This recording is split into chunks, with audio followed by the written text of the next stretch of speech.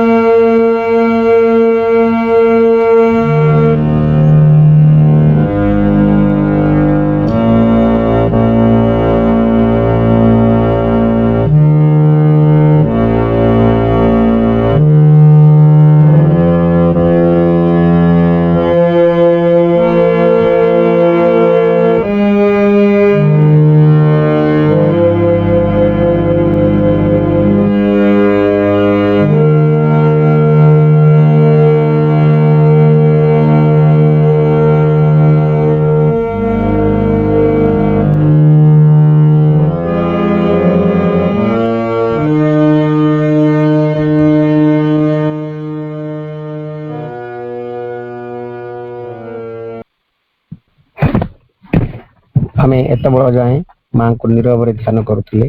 वर्तमान समय गोटे मातृवंदना मां प्रभु चरण कमल निवेदन करने आमे सुदूर से विदेश माटी आयरलैंड रु आमे मीनू अपा को अनुरोध करवा। मीनू अपा आपण गोटे मातृवंदना माँ और प्रभु चरण कमल निवेदन कर। विश्वजननी जे विश्वनियंता आमे तांको कोले थिले केमिति हुअंता। विश्वजननी जे विश्वनियंता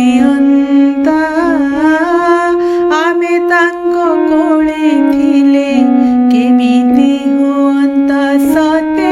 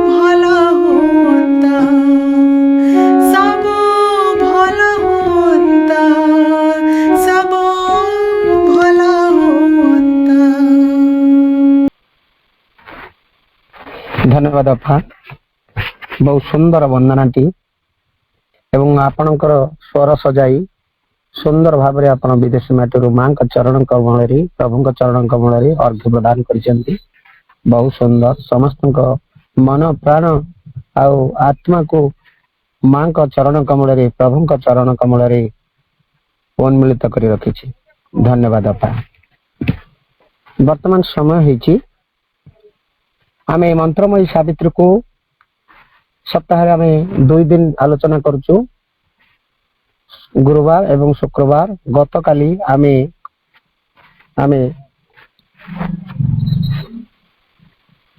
canto 3 book 1 part 1 the Yoga of the king the Yoga of the souls release रु आमे 455 लाइन पर्यंत आलोचना करथिले आको आलोचना करथिले हमर भाई धारावाहिक भाव में आलोचना करि आसुचंद हमर सरजकांत मिश्र भाई भुवनेश्वर रु भाई गत काली 455 लाइन पर्यंत आलोचना करथिले वर्तमान भाई को अनुरोध करा हुची आज आलोचना रखिबे से canto 3 book 1 part 1 the Yoga of the king the Yoga of the souls release रो 455 लाइन अनुवाद आलोचना करन भाई सरजकांत मिश्र भाई भुवनेश्वर करुणामयी माँ परम प्रभु श्री अरविंद ऑनलाइन पाठचक्र समस्त अपा भाई मान को नमस्कार प्रणाम वंदे मातरम शुभेच्छा एवं शुभ संध्या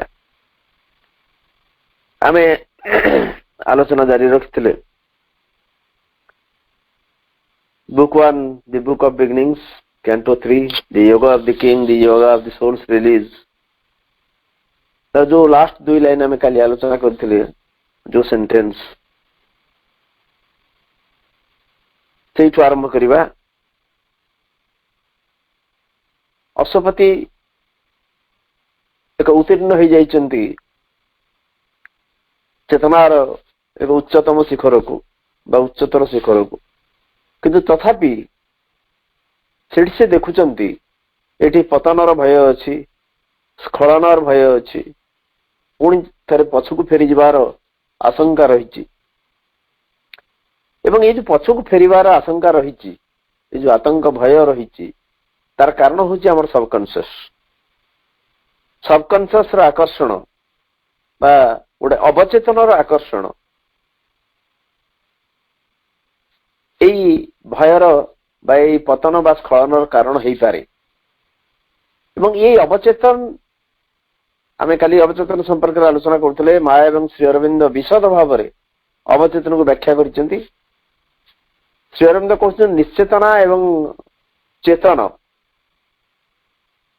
इनकनसीएंट एवं कनसीएंट या भीतर गोटे स्तर रही जोटा कि सबकनसीएंट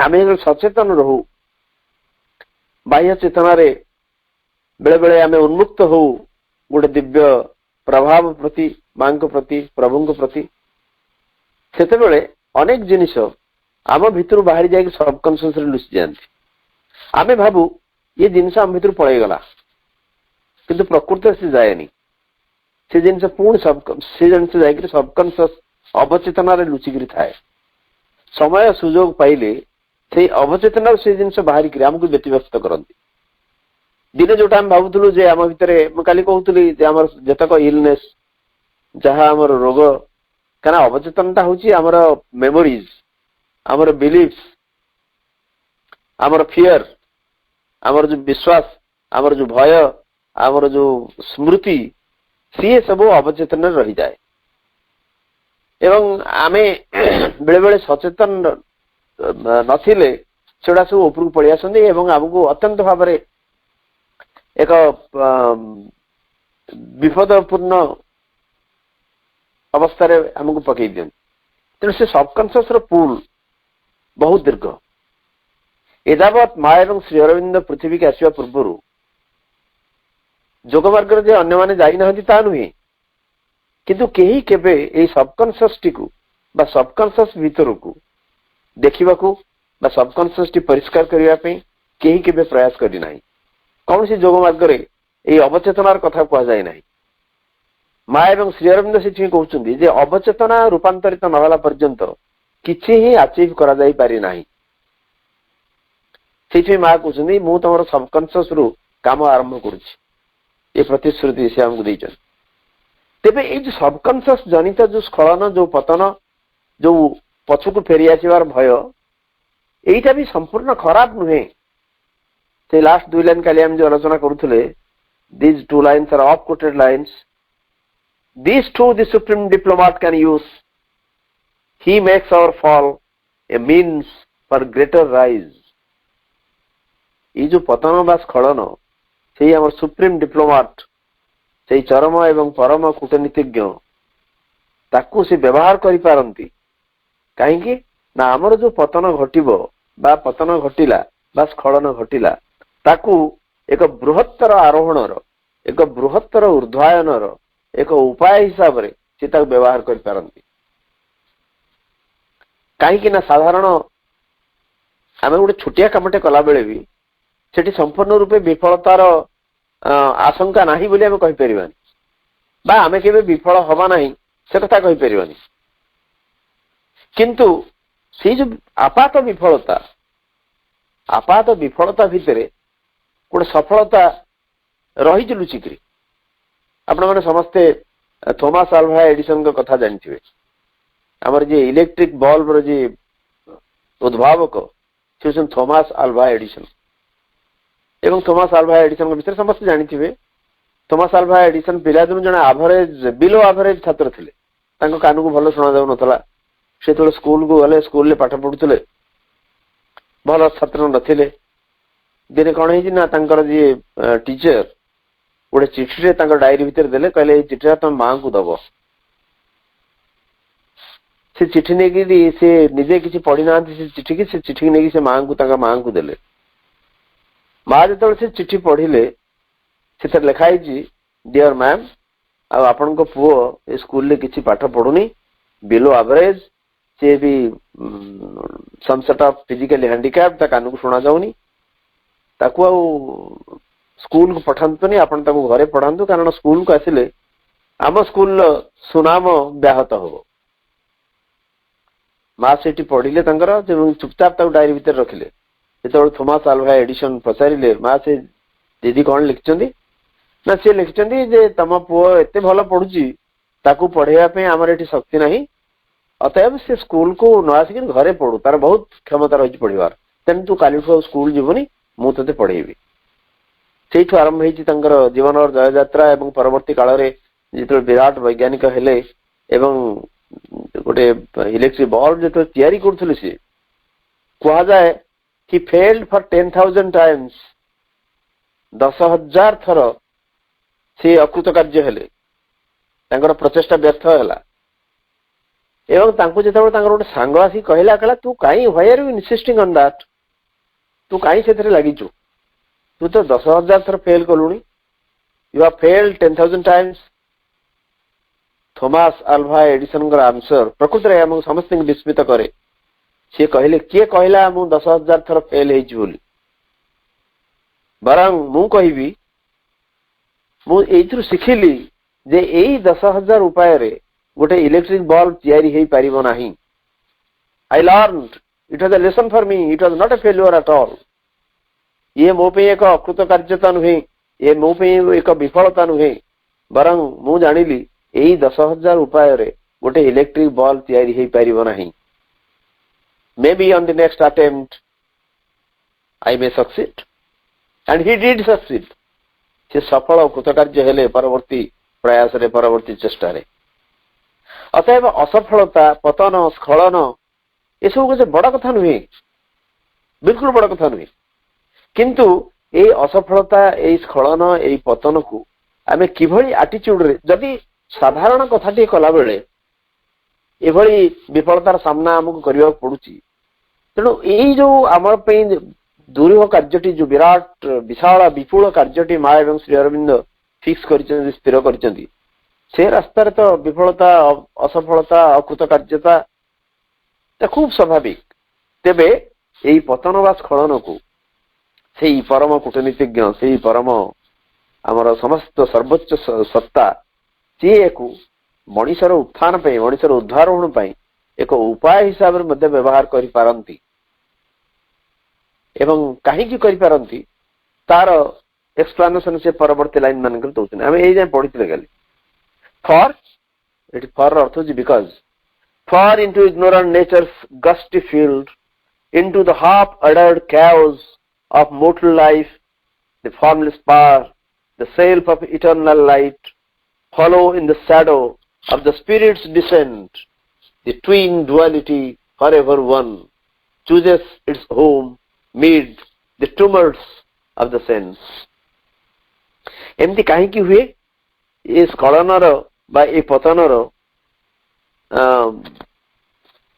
କାରଣ କଣ? କାହିଁକି ନା ଆମର ଯେତେବେଳେ ଅଜ୍ଞାନ ପ୍ରକୃତିର ଏ ଯୋଉ ବାତ୍ୟା କ୍ଷୁବ୍ଧ କ୍ଷେତ୍ରରେ ବା କ୍ଷେତ୍ର ଭିତରକୁ ବା ଆମର ଏଇ ଯୋଉ ମର୍ତ୍ତ୍ୟ ଜୀବନ, ଏଇ ମରଣଶୀଳ ଜୀବନର ଯୋଉ କ୍ୟାଓସ୍, ଯୋଉ ବିପର୍ଯ୍ୟସ୍ତ ଅବସ୍ଥାରେ ଅଛି, ଏଇ ଯୋଉ ବିପର୍ଯ୍ୟୟ ଭିତରେ ଏବଂ ଅର୍ଦ୍ଧ ଶୃଙ୍ଖଳିତ ବିପର୍ଯ୍ୟୟ ଆମର ମର୍ତ୍ତ୍ୟ ଜୀବନର ବା ମରଣଶୀଳ ଜୀବନର ୟା ଭିତରକୁ ସେଇ ଫର୍ମଲେସ୍ ପାୱାର, ସେଇ ଅରୂପ ମହାଶକ୍ତି ଏବଂ ସେଇ ଶାଶ୍ୱତ ଜ୍ୟୋତିର୍ମୟ ବା ଶାଶ୍ୱତଙ୍କର ଜ୍ୟୋତିର୍ମୟ ଆଲୋକ ବା ଶାଶ୍ୱତ ଆଲୋକ, follow in the shadow of the spirit's descent, ଯେତେବେଳେ ସ୍ପିରିଟ୍ ତଳକୁ ଖସି ଆସେ, ୟା ପୂର୍ବରୁ ଆମେ ପଢିଛେ it draws the unwilling spirit from the heights, an old pool of subconscious chords renews, it draws the unwilling spirit from the heights, ଅନିଚ୍ଛୁକ ଆତ୍ମାକୁ, ଅନ୍ତରାତ୍ମାକୁ ଗୋଟେ ଉଚ୍ଚତାର ଶିଖରରୁ ଟାଣି ଆଣିପାରେ ସବକନସିୟସ। ତେଣୁ ଏଠି ଶ୍ରୀଅନ୍ଦ କହୁଛନ୍ତି ସେଇ ଯୋଉ ଅରୂପ ମହାଶକ୍ତି, ଯାହାଙ୍କର ରୂପ ନାହିଁ, ଆକାର ନାହିଁ, ସେଇ ନିରାକାର ମହାଶକ୍ତି ଏବଂ ସେଇ ଶାଶ୍ୱତ ଜ୍ୟୋତିର ଯୋଉ ଅନ୍ତରାତ୍ମା ବା ସେଇ ଜ୍ୟୋତିର୍ମୟ ପୁରୁଷ, ଯେତେବେଳେ ସ୍ପିରିଟ ତଳକୁ ଖସି ଆସୁଛି, ଅନ୍ତରାତ୍ମା ତଳକୁ ଖସି ଆସୁଛି, ତାକୁ ଏକ ସ୍ୟାଡୋ ଭିତରେ, ଛାୟା ଭିତରେ, ତାଙ୍କର ଛାୟା ଭିତରେ ସିଏ ତାକୁ ଅନୁସରଣ କରନ୍ତି। ତାମାନେ ଆତ୍ମାଟି ଖସି ଆସିବା ସହିତ ସହିତ ସିଏ ନିଜ ମଧ୍ୟ ତଳକୁ ଆସନ୍ତି, ସେଇ ପରମ ପୁରୁଷ ମଧ୍ୟ ତଳକୁ ଆସନ୍ତି। ଯେତେବେଳେ ପତନ ଆମର ଏକ ପରବର୍ତ୍ତୀ ଉର୍ଦ୍ଧ୍ୱାରୋହଣ ପାଇଁ ଏକ ଉପାୟ ହୁଏ, କେମିତି ହୁଏ? କାରଣ ସ୍ପିରିଟ ଯେତେବେଳେ ସବକନସିୟସ ପୁଲ କରେ, ଯୋଉପରେ ଅନ୍ତରାତ୍ମା ତଳକୁ ଆସେ, ଗୋଟେ ନିର୍ଦ୍ଦିଷ୍ଟ ଶିଖରରୁ ତଳକୁ ଚାଲି ଆସେ, ତାର ପଛେ ପଛେ ସେଇ ଅରୂପ ମହାଶକ୍ତି, ସେଇ ଶାଶ୍ୱତ ଜ୍ୟୋତିର୍ମୟ, ସିଏ ତାର ଛାୟା ଭିତରେ, ତାର ସ୍ୟାଡୋରେ ସିଏ ବି ତଳକୁ ଆସନ୍ତି। ଦି ଟ୍ୱିନ୍ ଡୁଆଲିଟି ଫର ଏଭର ୱାନ୍, ଯୋଉ ଟ୍ୱିନ୍ ଡୁଆଲିଟି, ଯୋଉ ଯୁଗଳ ଦ୍ୱୈତତା, ଯୁଗଳ ଦ୍ୱୈତତା ମାନେ ପୁରୁଷ ପ୍ରକୃତି, ଯାହା ଯୋଉ ବୈପରୀତ୍ୟ ଦିଟା ଏକ ଆମ ଭିତରେ ରହିଛି, ଦି ଟ୍ୱିନ୍ ଡୁଆଲିଟି ଫର ଏଭର ୱାନ୍, ସେ ଚିରକାଳ ଏକ ଏବଂ ଅଭିନ୍ନ, chooses its home mid the tumults of the sense, ସେଇ ପରମ ପୁରୁଷ ତାଙ୍କର ଗୃହ ବରଣ କରିନିଏ ଆମର ଯୋଉ ଇନ୍ଦ୍ରିୟର ଏଇ କୋଳାହଳ ଭିତରେ। ଟୁମୁଲ୍ଟସ୍ ମାନେ କ୍ୟାଓସ୍, ଡିଷ୍ଟର୍ବାନ୍ସ, କାରଣ ନିମ୍ନକୁ ଆସିଲା ମାନେ ଆମ ଇନ୍ଦ୍ରିୟ ମାନେ ସକ୍ରିୟ ହୁଅନ୍ତି, ଆମର ମନ ସକ୍ରିୟ ହେଇ ଉଠେ ଏବଂ ଇନ୍ଦ୍ରିୟ ମାନେ ପ୍ରବଳ କୋଳାହଳ କରନ୍ତି। ଇଏ ସମସ୍ତ କୋଳାହଳ ଭିତରେ ସେଇ ଯୋଉ ଯୁଗଳ ଦ୍ୱୈତତା, ସେ ନିଜେ ପରମ ପୁରୁଷ, ନିଜେ ଦ୍ୱୈତ ଏବଂ ଅଦ୍ୱୈତ ବି, ଦ୍ୱୈତାଦ୍ୱୈତ ବୋଲି କୁହାଯାଏ ଆମକୁ, ଦ୍ୱୈତ ଏବଂ ଅଦ୍ୱୈତ ଟୁ, କିନ୍ତୁ the two work as one, two aspects of the same divine। ଅତଏବ ସିଏ ଏଇଠି ଅବସ୍ଥାନ କରନ୍ତି ଆମର ଇନ୍ଦ୍ରିୟର କୋଳାହଳ ଭିତରେ। ତାହେଲେ ଏଇ ଯୋଉ ପତନଟା ଏଇଥିପାଇଁ ଏକ ବୃହତ୍ତର ଉର୍ଦ୍ଧ୍ୱାରୋହଣର ଏକ ଉପାୟ ବେଳେ ବେଳେ ହେଇଥାଏ, ଯେତେବେଳେ ତଳକୁ ଆସିଲା ପରେ ସ୍ପିରିଟ ଯେତେବେଳେ ତଳକୁ ଆସନ୍ତି, ତାପରେ ତା ପଛେ ପଛେ ସେଇ ଅରୂପ ମହାଶକ୍ତି, ସେଇ ନିରାକାର ମହାଶକ୍ତି, ସିଏ ବି ତାର ଛାୟାର ଗତିରେ ତଳକୁ ଆସନ୍ତି ଏବଂ ସିଏ ଏଇ ଇନ୍ଦ୍ରିୟର କୋଳାହଳ ଭିତରେ ଏଇଠି ଏଇ ସତ୍ତା ଭିତରେ ସେ ଅବସ୍ଥାନ କରନ୍ତି। ତେଣୁ ସିଏ ଯେତେବେଳେ ସତ୍ତା ଭିତରେ ଅବସ୍ଥାନ କରନ୍ତି, ନ୍ୟାଚୁରାଲି ସମ୍ଭାବନା ବା ସ୍ୱାଭାବିକ ଭାବରେ ଆମର ଉର୍ଦ୍ଧ୍ୱାରୋହଣର, ଖାଲି ଉର୍ଦ୍ଧ୍ୱାରୋହଣ ନୁହେଁ, ଏକ ବୃହତ୍ତର ଉର୍ଦ୍ଧ୍ୱାରୋହଣର ସମ୍ଭାବନାଟି ସାଧାରଣତଃ ତାଙ୍କ ସାଙ୍ଗରେ ରହିଥାଏ। କାରଣ ସିଏ ଯୋଉଠି ଅଛନ୍ତି ସେଠି ଏକ ଉର୍ଦ୍ଧ୍ୱାୟନ ଗତି ବା ଉର୍ଦ୍ଧ୍ୱାରୋହଣ ନିହାତି ଭାବରେ ସମ୍ଭବ। ସେଇଥିପାଇଁ ସେ କହିଲେ ଏଇ ଯୋଉ କାରଣ, this to the supreme diplomat can use, he makes our fall a means for greater rise तार कारण जे जो आमर अज्ञान प्रकृतिर बात्याक्षुब्ध जो क्षेत्र मान भितर को से आसती बा ये जो आमर मर्त्य जीवन मरणशील जीवन और कैओस भितर को विपर्जय भितर को बा अर्धशृंखलित विपर्जय भितर को जिते आत्माटी टाणी होगी आसे ता पछे पछे the formless power the self of eternal light से निराकार शक्ति महाशक्ति एवं से शाश्वत ज्योतिर्मय पुरुष सी मध्य आत्मार पछे पछे तार छाई रे ताको अनुसरण करती एवं यही अवस्थान करती जोठी इंद्रियंगर कोलाहल अच्छी मनर विक्षोभ अच्छी या भितर से अवस्थान करती जेहेतु से अवस्थान करती एवं आत्मा तांकर अंश विशेष तेणु पूरापूरी स्खलनर भय न थाए सेठी एक दिव्य संभावना मध्य रही थाए far into ignorant nature's gusty field, into the half-uttered chaos of mortal life, the formless power, the self of eternal light, follow in the shadow of the spirit's descent, the twin duality forever one, chooses its home, mid the tumults of the sense. He comes unseen into our darker parts, and curtained by the darkness does his work, a subtle and all-knowing guest and guide, till they too feel the need and will to change. He comes unseen. अदृश्य भाव से आसती से आसला bell अन्य मैंने देखी पारती ना एवं से कौटी आसती ना इनटू आवर डार्कर पार्ट्स आमर जो अंधकाराच्छन्न अंग गुड़िक अच्छा आम भितर जो निम्नतर स्तर गुड़िक अच्छी आम सत्तार ता भीतर को से आसती एवं अदृश्य भाव आसती and curtained by the darkness does his work एवं अंधकारर आवरण भितरे अंधकारर आवरण तले सी तांकर काम कर चलती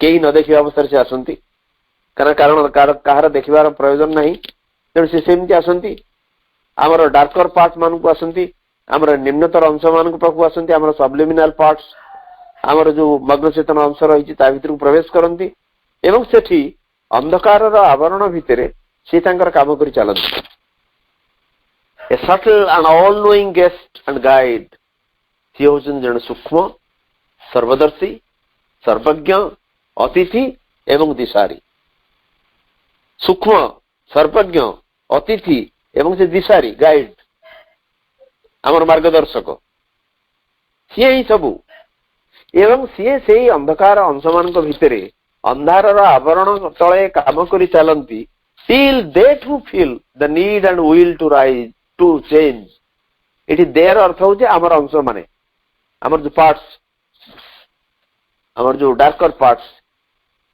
till they too feel the need and will to change आमर ये अंधकाराच्छन्न अंश गुड़िक आम सत्तार जो पर्यंत गोटे अनुभव करना एवं तांका भीतर गोटे संकल्प जागिनी परिवर्तन पाई से पर्यंत से काम कर चलती से जिते ये अंग मैंने चाहिए जे ना आम गोटे परिवर्तन आवश्यक आम ये रही एमती अवस्था रही आमर गोटे भीतर गोटे संकल्प सृष्टि हो परिवर्तन पाई रूपांतर पाई से पर्यंत से काम कर चलती ताने स्पिरिट की फॉलो करके सेल्फ को आत्मा को फॉलो करके आसती आमर अंधकारावृत अंश गुड़िक भीतर को प्रवेश करती अंधकार आवरण तले सी काम कर चलती सी होचंती सूक्ष्म सर्वज्ञ अतिथि एवं दिशारी ये से पर्यंत काम कर चलती जे पर्यंत यांक भितरे गोटे सृष्टि नही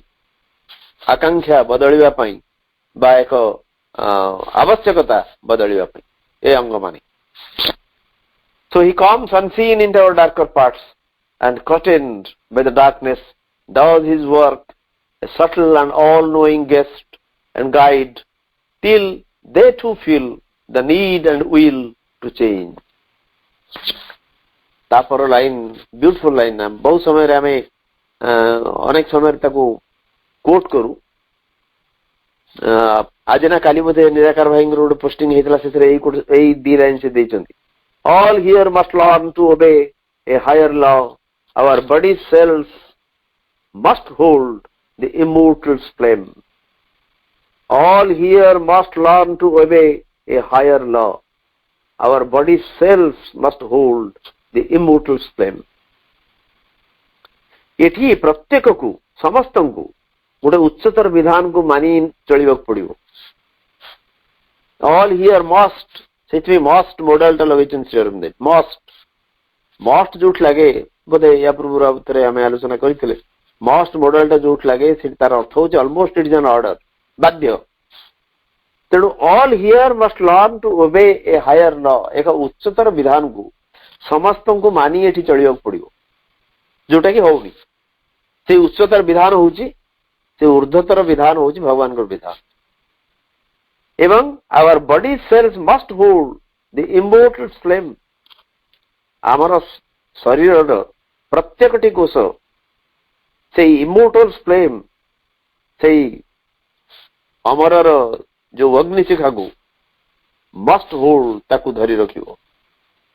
इमोर्टल आई कैपिटल. से इमोर्टल फ्लेम तांकर अग्निशिखा, तांकर ज्योतिशिखा को आमर प्रत्येकटी कोष धरी रखियो. प्रत्येकटी कोष तामाने आमर सत्तार अणु परमाणु भीतर को से आलोक प्रवेश करियो. एवं एक उच्चतर विधान को मानिक चलिया पड़ो. माँ कहते प्रत्येक सेल सचेतन हवा दरकार. प्रत्येक कोषर प्रत्येक सेल गोटे गोटे प्रेयर भी अच्छी. एवं प्रत्येक कोष प्रार्थना करियो. तामाने तार अर्थ होची सत्तार कौन सी अंश अंधकार रहिबो नाही. सत्तार कौन सी अंश तांकोठु दूर रहिबो नाही, तांकरी आलोक रे आलोकित हबो. All here must learn to obey a higher law. शिखिବାକୁ पड़िबो. जदि हम जानि ना हूं लर्न शिखिବାକୁ पड़िबो. गोटे उच्चतर विधान को मानिक चलिବାକୁ पड़िबो. नहले जो विराट लक्ष्य रखा है, जो परिवर्तन बा रूपांतर कथा कह जाए, से संभव नुह. एक उच्चतर विधान को जेपर्यंत आमे मानि चली ना है, एवं जदि समस्त समस्त मनमानी आरंभ करेंगे ताले ये संभव नुहे. So all here must learn to obey a higher law. Our body cells must hold the immortal flame. Else नहले हबो कौन? Else would the spirit reach alone its source, leaving a half-saved world to its dubious fate. यदि एक कथा न हुए, एक उच्चतर विधान को आमे यदि मानिबा पे अस्वीकार करू, मानिकिरी न चलू, ताले else would the spirit reach alone its source. आमर आत्मा एकाकी निसंग भावरे तार उत्स को फेरी जीवो. Else would the spirit reach alone its source. जो उत्सरु से आस्थिला सेही उत्सव से एकाकी फेरी जीवो. कारण से उत्सव सहित से मिलित हवाटा निश्चित, एथर संदेह नहीं. जदि आमे कोऑपरेट न करिबा बा हमर बॉडी कोऑपरेट न करिवो, हमर शरीर हमर प्राण कोऑपरेट न करिवो, हमर मन कोऑपरेट न करिवो, तार से आत्मा एकाकी फेरी जीवो सेठी जो उत्सरु से आस्थिला सेठी. एवं living a half saved world to its dubious fate. एवं पछरे छाड़ी जीवो एक अर्धमुक्त पृथ्वी बा जगत, ताकू तार संध्याकूल नियति नहीं बंचा से छाड़ दो पृथ्वी. कारण पृथ्वी अर्धमुक्त अवस्था अच्छी, संपूर्ण मुक्त है नहीं. संपूर्ण मुक्त केतबेले हेबो ना जेतबेले सीए एठी प्रतिष्ठित हेबे. से दिव्य परम सत्ता से बाबाजी महाराज जीवन लक्ष्य गोटे अति सुंदर चमत्कार भाव में गोटे लाइन से कहती जे रूपांतरित मन प्राण शरीर रे भगवत प्राप्ति यह ही जीवन और लक्ष्य. आम जीवन लक्ष्य कहले जो मैंने माँ एवं श्री अरविंद को आम जाचु, आम जीवन लक्ष्य कहले यह बुझु रूपांतरित मन प्राण शरीर रे भगवत प्राप्ति. ये सब रूपांतरित हम, सब परिवर्तित हम. ताले यह जदि न हुए उच्चतर विधान को जदि आम मानि न चलू, आम शरीर कोष पर्यंत भी बा कोष भितर से इमोर्टल फ्लेम से अमर सत्तांकर अग्निशिखा को आम धरी न रखू, ताहले आमर स्पिरिट एकाकी फेरी जीव से उच्च पाखक. कारण से बहुत चेष्टा कला, परिश्रम कला, आमको नहीं जावाई कि पार्लानी. पथरे छाड़ी जीव एक अर्धमुक्त पृथ्वी तार संध्याकूल नियति सहित. आम गोटे नियति की स्वीकार करिजु जे एमदी हेले या हबो, से नियति को वर्ण कर नहीं एवं यही नियति भी संदेहाकूल डुबियस फेट ये डाउटफुल या नहीं पृथ्वी बंचो एवं एक अर्धमुक्त अवस्था बंचो एवं सोल अंतरात्मा एकाकी फेरीज से दिव्य उत्स को जो दिन आसला जदि जदि कंडीशन होची जदि आमे ऊर्ध्वतर विधान को अस्वीकार करू. So all here must learn to obey a higher law. Our body cells must hold the immortal flame, else would the spirit reach alone its source, leaving a half-saved world to its dubious fate. पुणी कौन हबो? Nature would ever labor unredeemed. Our earth would ever spin unhelmed in space, and this immense creation's purpose fail, till at last the frustrate universe sank undone. केवल एतिक नुहे आहरी अत्यंत भयंकर जिनस मध्य रही. Nature would ever लेवर अनरिडीम्ड. प्रकृति एमती लेवर कर चलथिबो कष्टश्रम स्वीकार कर चलुथिबो ए भलिया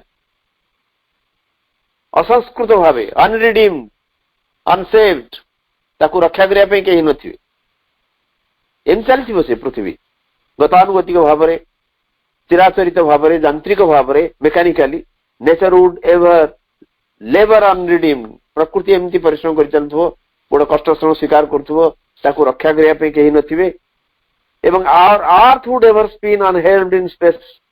एवं ए विपुल महाशून्य भितरे स्पेस एस कैपिटल ए विराट महाशून्य भितरे पृथ्वी ए अभिशप्त पृथ्वी ए हताश पृथ्वी एमती घूरी चलथिबो. Our earth would ever spin unheld असहाय भावे ये घूरी चलथिबो ए विपुल महाशून्य भितरे. And this immense creation's purpose fail. ये जो विराट विशाल विपुल सृष्टिर जो उद्देश्य से व्यर्थ हो सृष्टि है ये सृष्टिर पछरे एक उद्देश्य रही गोटे पर्पस रही. जमी बुक 6 कैंटो 2 रे पढ़ा आलोचना कला बेले से गोटे जगह श्रीराम दत्त कहते this world was not built by random bricks of chance. A blind god is not destiny's architect. A conscious power has drawn the plan of life. There is meaning in each curve and line. ये जो पृथ्वी गोटे अंध देवता तैयारी करनी. This world was not build by random bricks of chance. गोटे यार सियाड़ू इटा पत्थर जोगाड़ कर पृथ्वी तैयारी है गोटे अंध देवता भाग्य को गढ़ी गोटे सचेतन शक्ति ये जीवन मानचित्र आंकी एवं एठी जो प्रति कोठी गारटी दिखाई कोठी बिंदुटे दिखाई कोठी गोटे बलय सृष्टि ये सबूर एक अर्थ रही. जदृच्छर शिलाखंड तैयारी नुहे धरा अंध देवता कारीगर हाथे भाग्य नुहे रे गढ़ा सचेतन एक शक्ति आंकी ए जीवन मानचित्र अर्थरे भरा प्रतिटी बलय प्रतिटी रेखार गात्र. मोर निजर अनुवाद मत जो पंक्ति भल लगे दिने प्रयास करुली अनुवाद करिया. ये जदि सत्य ये जो इमेंस क्रिएशन ये जो विपुल सृष्टि ये विपुल सृजन तार पर्पस तार उद्देश्य पूरा व्यर्थ हो. Till at last the frustrate universe sank undone. शेषरे ये जो फ्रस्ट्रेट यूनिवर्स ये अभिशप्त पृथ्वी यही हताश पृथ्वी दिने पूरा डूबी जीव. सैंक अंडन किसी करा जाई परिबो नाही से सेमती डूबी जीव. जदि ऊर्ध्वतर विधान को आमे मानी न चलू आमर प्रति कोषाणु रे सही अग्निशिखा को धरी न रखू ताहले ये प्रकृति एमिति ताकू कई रक्षा करिया को नथिबे एमती कष्ट श्रम करि चलिथिबो. आमर पृथ्वी ए महाशून्य भितरे असहाय भाव घूरी चलिथिबो एवं ए विपुल सृष्टिर समस्त उद्देश्य व्यर्थ हबो एवं शेषरे ए विश्व पूरा डूबी जीवो. किछि भी करा दे परिबो ना. Nothing can be done. तारे एटा होची एक बाइंडिंग कंडीशन. एटा करिया को बाध्य एक ऊर्ध्वतर नियम को मानी चलिबा को पड़िबो मनुष्य को. भगवान कर विधान को सही दिव्यंकर परम दिव्यंकर विधान को मानी चलिबा को पड़िबो. नहले आउ नान्य पंथा विद्यते अयनाय आउ अयन रे दृष्टि अन्य कौन सी पथ नहीं.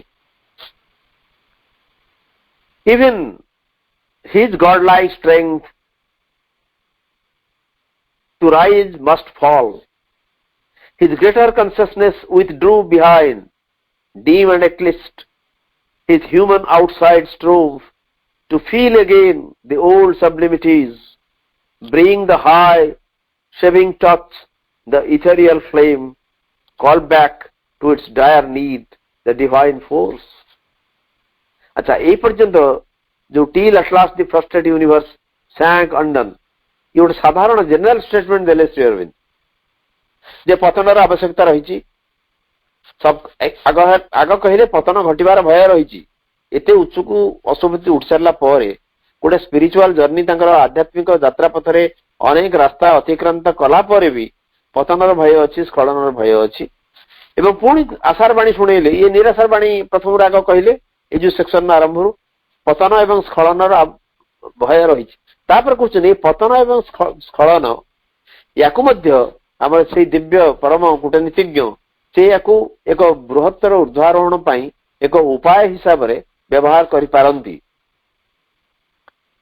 कारण से जो आत्मा खसला पर पछे पछे स्पिरिट सॉरी से अरूप महाशक्ति आसंती ज्योतिर्मय आलोक आसंती मनीष भितर अवस्थान करती मनीषर बा सत्तार अधस्तन निम्नतर अंग गुड़िक भितर अंधकारच्छन्न अंग भितर से रहती एवं अंधकार आवरण तले काम कर चलती से पर्यंत से काम कर चलती जो जिते पर्यंत यही अंग माने निम्नतर अंग माने निजे इच्छा करती परिवर्तित होवाई रूपांतरित होवाई भीतर गोटे संकल्प जागे एवं से एक आवश्यकतार अनुभव करती परिवर्तन पाई तापर से कहते एक बृहत्तर विधान को मानि चलवाक पड़ो नहले यही सब विपदर सम्मुखीन होगा पड़ो ठीक तापर से कहते even his God like strength eighty his आसला माने अशुपति पाक पुणी पड़े आसते श्री अरविंद अशुपति स्पिरिचुअल जर्नी जो आरंभ होती एपर्यंत आम बुक वन कैंटो 3 रे एपर्यंत पढ़ी आसते स्पिरिचुअल जर्नी रे आध्यात्मिक यात्रा पथ रे से कौन सब फेस कर कौन सब राज्य भितर प्रवेश कर even his god-like strength to rise must fall. जो god-like strength अच्छी एक दिव्य शक्ति रही ऊर्ध्व को उठिबार that must fall. साधारण भाव में स्खलन कथा कहगला सबकॉन्शियस पुल पे एवं हिज god-like strength एपरिकी अशुपतिंगर यही god-like strength to rise ऊर्ध्वारोहण पाई जो दिव्य शक्ति भीतर रही तार स्खलन होवाई बाध्य से तलू को खसवा बाध्य मस्ट फॉल एवं मस्ट फॉल पर देखिए गोटे कोलन देने से सेंटेंस रोटे मेजर पार्ट हूँ एपरिकी अशुपति स्पिरिचुअल जर्नी रे एते बाट गला पर भी तांकर पतनर भय को संपूर्ण एड़े दि जाई न पारे it must fall. His greater consciousness withdrew behind. एवं तांकर जो बृहत्तर चेतना निज को प्रत्याहार करिनेला नेपथ्य को पछु को माने तांकर बृहत्तर तांकर चेतना बृहत्तर हो जाइछि कना आध्यात्मिक रास्ता से बहुत बटा जाइछन्ती एठी तांकर भितरे सेही घटला तांकर पतन होवा पे बाध्य एवं जिते पतन होउछि जो स्खलन घटी तांकर ए स्खलन भितरे तांकर बृहत्तर चेतना निजको विथड्र करनी बृहत्तर चेतना माने दिव्य चेतना से निजको पछक फेरे नहीं dim and eclipsed his human outside strove तांकर जो मानुषी बाह्य मानुषी शक्ति मानुषी रूपटी सी संग्राम कर चली निष्प्रभ भाव एवं अस्तमित भाव डीम एंड एक्लिप्स्ड गोटे स्तिमित एवं अस्तमित भाव ह्यूमन आउटसाइड बाहर मनीष रूपटी संग्राम कर चली to feel again the old sublimities पुणी आउ थे अनुभव करने से पुरातन तुंग शिखर सबको से पुरातन हाइट की से पुरातन सब्लिमिटीज की से पुरातन तुंगिमा को पुणी आउ थे अनुभव करने ତାଙ୍କର ମାନୁଷୀ ବାହାରର ମାନୁଷୀ ରୂପଟି ପ୍ରୟାସ କରି ଚାଲିଛି। Bring the high saving touch the ethereal flame, ଏବଂ ସେ ଭିତରେ ଗୋଟେ ଷ୍ଟ୍ରାଇକ୍ ସୃଷ୍ଟି ହଉଛି ଯେ to bring the high saving touch, ଫେରାଇ ଆଣିବାକୁ ସେଇ ଉଚ୍ଚ ବା ସମୁଚ୍ଚ ଏକ ତାରଣ ସ୍ପର୍ଶ, ତ୍ରାଣକାରୀ ସ୍ପର୍ଶ, saving touch the ethereal flame, ସେ ସ୍ୱର୍ଗୀୟ ଅଗ୍ନିଶିଖାକୁ। Call back to its dire need the divine force, ଏବଂ ତାର ଯୋଉ ନିଦାରୁଣ ଆବଶ୍ୟକତାକୁ, ଡାୟାର ନିଡ୍, ତାର ଯୋଉ ନିଦାରୁଣ ଆବଶ୍ୟକତା ରହିଛି ତା ପାଇଁ ଡିଭାଇନ୍ ଫୋର୍ସକୁ ଆବାହନ କରିବା ଲାଗି ତାଙ୍କୁ ଏକଥା କରିବାକୁ ପଡିବ। ଆଚ୍ଛା, ଏଟାର ଆବଶ୍ୟକତା କଣ ଅଛି? ଶ୍ରୀ ଅରବିନ୍ଦ ଗୋଟେ ଜାଗାରେ କହିଛନ୍ତି, ତାକୁ ଏକ୍ସପ୍ଲେନ, ବଡ ସୁନ୍ଦର ଏକ୍ସପ୍ଲେନ କରିଛନ୍ତି ଶ୍ରୀ ଅରବିନ୍ଦ। ସେ କହିଛନ୍ତି ଏ ଯୋଗର ଲକ୍ଷ୍ୟ ହଉଛି, ଯୋଗ ମାର୍ଗରେ ଅନେକ ବ୍ୟକ୍ତିଗତ ଭାବରେ ଅନେକ ସଫଳତା ଅନେକ ଲୋକ ପାଇଛନ୍ତି, ଭଗବାନଙ୍କ ସ୍ପର୍ଶ ପାଇଛନ୍ତି, ଊର୍ଦ୍ଧ୍ୱକୁ ଉଠି ଯାଇଛନ୍ତି, ଏବଂ ନିଜେ ସାକେତ, ଗୋଲକ, ବୈକୁଣ୍ଠ ଇତ୍ୟାଦି ଇତ୍ୟାଦି ସେ ସବୁ ପ୍ରାପ୍ତ ହେଇଛନ୍ତି। କିନ୍ତୁ ତା ଦ୍ୱାରା ହେଇଛି କଣ? ସମଗ୍ର ମଣିଷ ପାଇଁ ସେମାନେ କଣ କରିଛନ୍ତି? ସମଗ୍ର ମଣିଷ ଜାତି ପାଇଁ, ସମଗ୍ର ଜଗତ ପାଇଁ, ସମଗ୍ର ସୃଷ୍ଟି ପାଇଁ ତାଙ୍କର ଅବଦାନ କଣ? ହୁଏତ କିଛି କହିଛନ୍ତି, କିନ୍ତୁ ବ୍ୟକ୍ତିଗତ ଭାବରେ କିଛି ଆଚିଭମେଣ୍ଟ, କିଛି ତାଙ୍କର ଆକମ୍ପ୍ଲିସମେଣ୍ଟ ହେଇଛି। କିନ୍ତୁ ଶ୍ରୀଅରବିନ୍ଦ କହୁଛନ୍ତି ସେୟା ନୁହଁ। ଏ ଯୁଗରେ ଜଣେ ସାଧକ ତାର ସାଧନାର କ୍ଷେତ୍ରରେ କିଛି ବାଟ ଊର୍ଦ୍ଧ୍ୱକୁ ଯିବ, ପୁଣି ଆଉ ଥରେ ଫେରିବ, ଏବଂ ଫେରିକିରି ତା ପାଖରେ ଥିବା ସମସ୍ତଙ୍କୁ ଏକାଠି ନେଇକିରି ଆଉ ଥରେ ଉପରକୁ ଉଠିବାର ପ୍ରୟାସ କରିବ। ଏବଂ ଶ୍ରୀଅରବିନ୍ଦ କହୁଛନ୍ତି ଯଦି ଏ ଜନ୍ମରେ ଅଳ୍ପ କିଛି ବି ଅଗ୍ରସର ଆମେ ହେଇପାରିଲେ, ତାହେଲେ ଏ ଜନ୍ମ, ଏ ଜୀବନ ଆମର ସାର୍ଥକ ହେଲା ବୋଲି ଆମେ କହିବା। ଶ୍ରୀ ଅରବିନ୍ଦଙ୍କର ଯୋଗ ହଉଛି ଆସେଣ୍ଟ ଆଣ୍ଡ ଡିସେଣ୍ଟ। କେବଳ ଉତ୍ତରଣ ନୁହେଁ, ଉତ୍ତରଣ କରି କୋଉଠି ରହିଯିବା ସେଠି ଯଥେଷ୍ଟ ନୁହେଁ। ଏପର୍ଯ୍ୟନ୍ତ ଅନେକ ଯୋଗୀ ଋଷି ଆସିଛନ୍ତି ପୃଥିବୀ କି, ଏବଂ ସେମାନେ ସମସ୍ତେ କରିଛନ୍ତି, ଏକ ଉତ୍ତରଣରେ ଊର୍ଦ୍ଧ୍ୱକୁ ଉଠି ଯାଇଛନ୍ତି। କିନ୍ତୁ ଅବତରଣ କଥାଟା, ଡିସେଣ୍ଟ କଥାଟା କେବଳ ଶ୍ରୀ ଅରବିନ୍ଦ ହିଁ କହିଛନ୍ତି। ତେଣୁ ସେଇଥିପାଇଁ ସେ କହିଲେ ଏଇ ଯୋଉ ପତନ ବା ସ୍ଖଳନ, ୟାକୁ ଏକ ବୃହତ୍ତର ଊର୍ଦ୍ଧ୍ୱାରୋହଣ ପାଇଁ ବ୍ୟବହାର କରାଯାଇପାରେ। ସାବିତ୍ରୀରେ ଅଶ୍ୱପତିଙ୍କୁ ଏକ ପ୍ରତୀକ ରୂପେ ଶ୍ରୀ ଅରବିନ୍ଦ ଗ୍ରହଣ କରିଛନ୍ତି। ପ୍ରତୀକ ରୂପେ କାହାର? ନା ସାଧାରଣ ମଣିଷର। ସେ ଜଣେ aspirant, Hi is a four ରନର, ସେ ହଉଛନ୍ତି ଅଗ୍ରଧାବକ, ସେ ହଉଛନ୍ତି ଅଭିପ୍ସୁ, ଏବଂ ସମଗ୍ର ମଣିଷ ଜାତିର ପ୍ରତିନିଧି। ଯୋଉଟା ତାଙ୍କ ପାଇଁ ସମ୍ଭବ ହବ, ସମଗ୍ର ମଣିଷ ପାଇଁ ସେଟା ସମ୍ଭବ ହବ। ଅତଏବ ସିଏ ଯୋଉ କିଛି ବାଟ ଅଗ୍ରସର ହେଇକି ଯାଇଛନ୍ତି, ସେଇଠୁ ସିଏ ଫେରିବାକୁ ବାଧ୍ୟ। ଇଭନ୍ ହିଜ ଗଡ୍ ଲାଇକ୍ ଷ୍ଟ୍ରେଙ୍ଥ ଟୁ ରାଇଜ ମଷ୍ଟ ଫଲ୍, ସେ ତଳକୁ ଆସିବାକୁ ବାଧ୍ୟ। ତଳକୁ ଆସିକି ସେ କଣ କରିବେ ନା, ତାଙ୍କର ସେ ତଳକୁ ଆସିଲେ ବି ତାପରେ ତାଙ୍କର ବୃହତ୍ତର ଚେତନା ନିଜକୁ ଅପସରି ନେଲା ଗୋଟେ ନେପଥ୍ୟକୁ, ପଛକୁ, ଏବଂ ତାଙ୍କର ଯୋଉ ବାହ୍ୟ ମାନୁଷୀ, କାରଣ ବାହାରରେ ସେ ହଉଛନ୍ତି ସାଧାରଣ ମଣିଷଟି, ଭିତରେ ହୁଏତ ତାଙ୍କର ସ୍ପିରିଚୁଆଲ ଆକମ୍ପ୍ଲିସମେଣ୍ଟ, ଆଧ୍ୟାତ୍ମିକ ଆଚିଭମେଣ୍ଟ ବା ଯାହା କିଛି ସେ ହାସଲ କରିଛନ୍ତି ସେ ବହୁତ ଅଛି। କିନ୍ତୁ ବାହାରେ ସେ ମଣିଷଟି ହେଇକି ଅଛନ୍ତି। ତାଙ୍କର ଏଇ ବାହାରର ମଣିଷ ରୂପଟି ସେ ପ୍ରୟାସ କରି ଚାଲିଲା ନିସ୍ତେଜ ଭାବରେ, ସ୍ତିମିତ ଭାବରେ ଏବଂ ଅସ୍ତମିତ ଭାବରେ। କଣ ପାଇଁ ନା ସେଇ ପୁଣି ଆଉ ଥରେ ସେଇ bring the high saving touch, ସେଇ ପରିତ୍ରାଣକାରୀ ସ୍ପର୍ଶକୁ ପୁଣି ଥରେ ଫେରାଇ ଆଣିବା ପାଇଁ, ଏବଂ ସେଇ ସ୍ୱର୍ଗୀୟ ଶିଖାକୁ ଫେରାଇ ଆଣିବା ପାଇଁ। ଏଠି ଯୋଉ ନିଦାରୁଣ ଆବଶ୍ୟକତା ସବୁ ରହିଛି, ୟା ପାଇଁ ଏକ ଡିଭାଇନ ଫୋର୍ସ, ଗୋଟେ ଦିବ୍ୟ ଶକ୍ତିକୁ ଆବାହନ କରିବା ପାଇଁ ସେ ଏଭଳି ତାଙ୍କର କରାଗଲା। କାରଣ ସେ କିଛି ହାସଲ କରିଛନ୍ତି, ତାକୁ ନେଇକି ତଳକୁ ଆସିଛନ୍ତି। ତଳକୁ ଆସିଲା ପରେ ତାଙ୍କର ବାହ୍ୟ ସତ୍ତାଟି, ମଣିଷ ସତ୍ତାଟି ପୁଣି ଆଉ ଥରେ ଷ୍ଟ୍ରାଇଭ୍ କଲା, କିନ୍ତୁ ତା ଭିତରେ ଗୋଟେ ଆସ୍ପିରେସନ ରହିଛି। ଅନ୍ୟ କୋଉ ଜିନିଷ ପାଇଁ ସେ ଷ୍ଟ୍ରାଇଭ୍ କରିନି, ଅନ୍ୟ ସାଧାରଣ ମ୍ୟାଟେରିଆଲ କମ୍ଫର୍ଟ, ଲକ୍ସୁରୀ ପାଇଁ ପ୍ରୟାସ କରିନି। ସେ ପୁଣି ଥରେ ସେ ତ୍ରାଣକାରୀ ସ୍ପର୍ଶକୁ ଫେରାଇ ଆଣିବାକୁ ଚେଷ୍ଟା କରିଛନ୍ତି। ବା ତା ଫଳରେ କଣ ହବ ନା, ଅନ୍ୟମାନେ ଦେଖିବେ ଯେ ଏଭଳି ଏକ ଜୀବନ ଯାପନ ସମ୍ଭବ, ଏଇ ଜୀବନରେ ଏକ ଦିବ୍ୟ ସ୍ପର୍ଶ ପାଇବା ସମ୍ଭବ। ଗୀତାରେ ଶ୍ରୀକୃଷ୍ଣ ସେଇ କଥା କହୁଛନ୍ତି ଅର୍ଜୁନଙ୍କୁ, ଯେ ମୁଁ ମଣିଷ ଭଳି ବ୍ୟବହାର କରୁଛି ଏଇଥିପାଇଁ मते देखिक अन्य माने प्रेरित हेबे मो पे अप्राप्य होइकरी किछ नाही मो पे असंभव होइकरी किछ नाही मो पे अदेय होइकरी किछ नाही तथापि मो साधारण मनुष्य भली व्यवहार करूची तार कारण होची मते देखिक अन्य माने प्रेरित हेबे एवं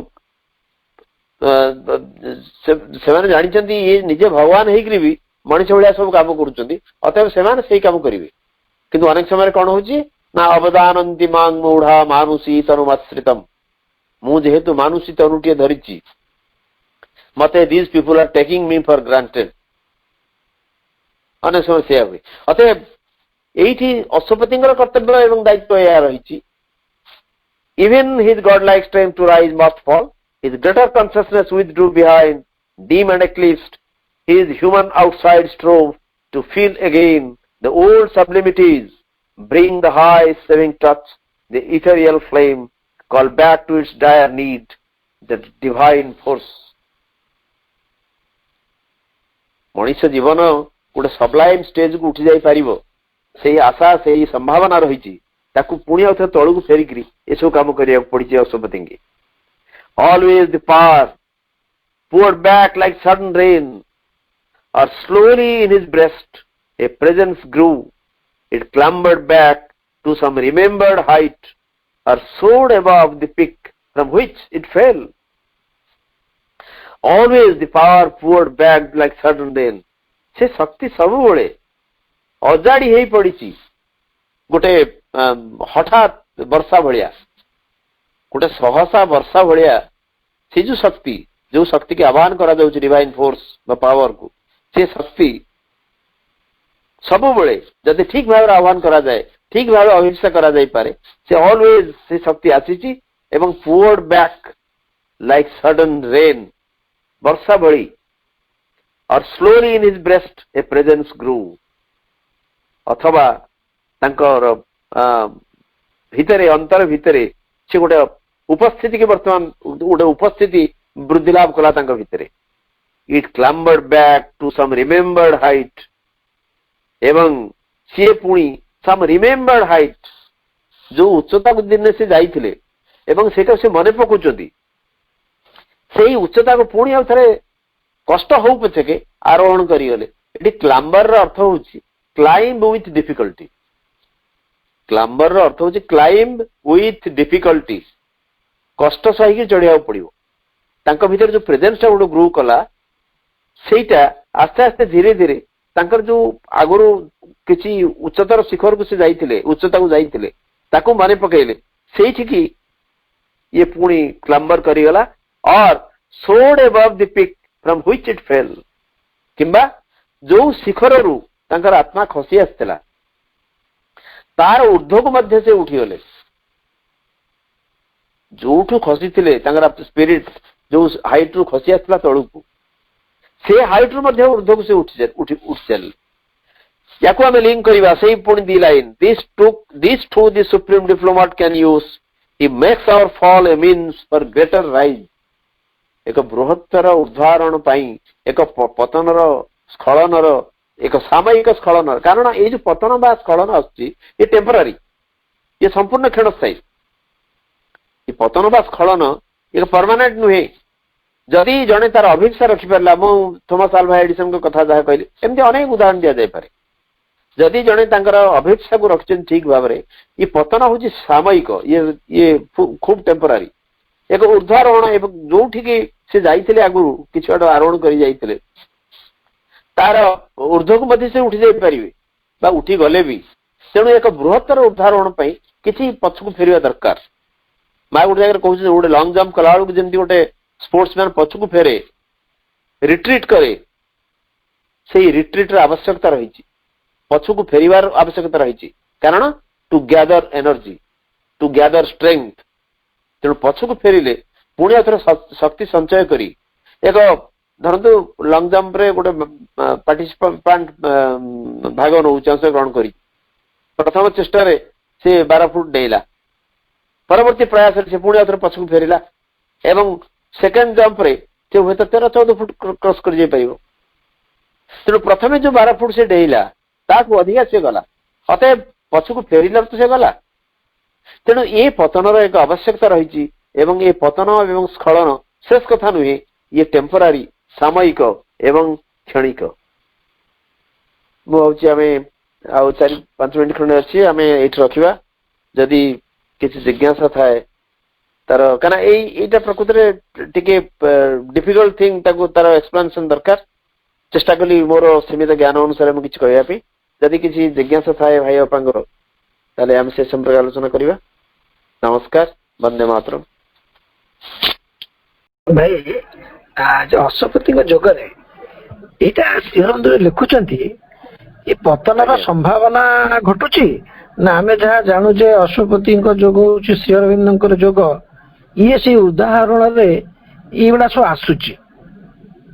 ନ୍ୟାଚୁରାଲି, ସ୍ୱାଭାବିକ ଭାବରେ ଅଶ୍ୱପତି ଏକ ପ୍ରତୀକ, କାରଣ ଏଇଟା ଆମେ ପ୍ରଥମରୁ ଆଲୋଚନା କରିଛେ। ସାବିତ୍ରୀ ଏ ଲିଜେଣ୍ଡ ଆଣ୍ଡ ଏ ସିମ୍ବଲ। ଏ ସାବିତ୍ରୀ କେବଳ କାହାଣୀ ମାତ୍ର ନୁହେଁ, ଯଦିଓ ଏ ଉପାଖ୍ୟାନଟା ସେ ମହାଭାରତରୁ ନେଇଛନ୍ତି, କିନ୍ତୁ ଇଏ ଏକ ସିମ୍ବଲ। କୁହାଯାଏ, ଅନେକ ସାଧକ କୁହନ୍ତି ଯେ ଅଶ୍ୱପତିଙ୍କର ଯୋଗ ବର୍ଣ୍ଣନା ହେଇଛି, ଇଏ ହଉଛି ଶ୍ରୀଅରବିନ୍ଦଙ୍କର ନିଜର ଯୋଗ, ଏବଂ ମାଙ୍କ ଯୋଗ ବର୍ଣ୍ଣିତ ହେଇଛି ବୁକ୍ 7, ବୁକ୍ ଅଫ୍ ୟୋଗା, ଯୋଉ 17 କ୍ୟାଣ୍ଟୋ ଅଛି।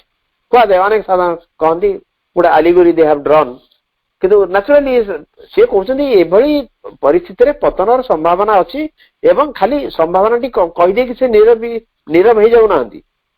ସିଏ ମଧ୍ୟ କହୁଛନ୍ତି ଇଏ ଏକ, ଏଇ ଯୋଉ ପତନର ପରବର୍ତ୍ତୀ ଉଦ୍ଦେଶ୍ୟ ହଉଛି ଏକ ବୃହତ୍ତର ଶିଖରକୁ ଆରୋହଣ କରିଯିବା ପାଇଁ ଇଏ ବି ଗୋଟିଏ ମାର୍ଗ, ଏବଂ ଏଟାର ବି ଆବଶ୍ୟକତା ରହିଛି। ସିଏ କହୁଛନ୍ତି, ଧରନ୍ତୁ ଆପଣଙ୍କୁ ମୁଁ ପଚାରିବି ବାରିପଦା ଯିବା ପାଇଁ ରାସ୍ତାରେ କଣ କଣ ସବୁ ପଡିବ, ଆପଣ ଭଲ କହିବେ ମନ୍ଦ କହିବେ, ନା ବାଟରେ ଏହା ପଡିବ ସେୟା ପଡିବ, ସେଠୁ କୋଉଠୁ ଝୁଣ୍ଟିବାକୁ ପଡିବ, ସେଠି ଅମୁକ ପଡିବ, ସବୁ ପଡିବ, କିନ୍ତୁ ବାରିପଦା ଅକ୍ଲେଶରେ ଆପଣ ଯାଇପାରିବେ।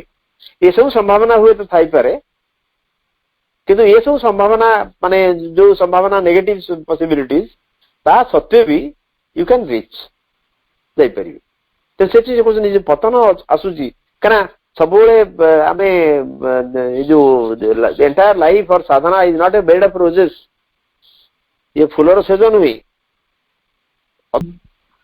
हाँ भाई, into the half order couch of mortal life टिके आउ टिके बुझेई देबे सेटा। कैओस रो अर्थ होची विशृंखला। अच्छा, मोर्टल लाइफ होची विशृंखला, डिस्टर्बेंस। आमे जो मर्त्य जीवन ते बंची जे मोर्टल लाइफ माने हमर मरणशील जीवन, এই মরণশীল জীবনের যে বিশৃঙ্খলা রয়েছে ইয়ে হচ্ছে হাফ অর্ডর, অর্ধ শৃঙ্খলিত, পুরা শৃঙ্খলিত নুহে। হ্যাঁ, অর্ধ শৃঙ্খলিত জীবনটি বলি এতে বিশৃঙ্খলা রয়েছে, কিন্তু ইয়া ভিতরକୁ সে প্রবেশ করছেন, যেতବେଳେ আত্মা ফেরি আসছে ইয়া ভিতরକୁ সে মধ্যে আসছেন, তা পছে পছে ভগবান আসছেন। as a diplomat can use, ସେଇଟା ଟିକେ ଡିପ୍ଲୋମାଟ କାହିଁକି ଏଠି ଲଗେଇଲେ? କାରଣ ଆପଣ ଶୁଣନ୍ତୁ, ଡିପ୍ଲୋମାସିର ଅର୍ଥ ହଉଛି କୂଟନୀତି।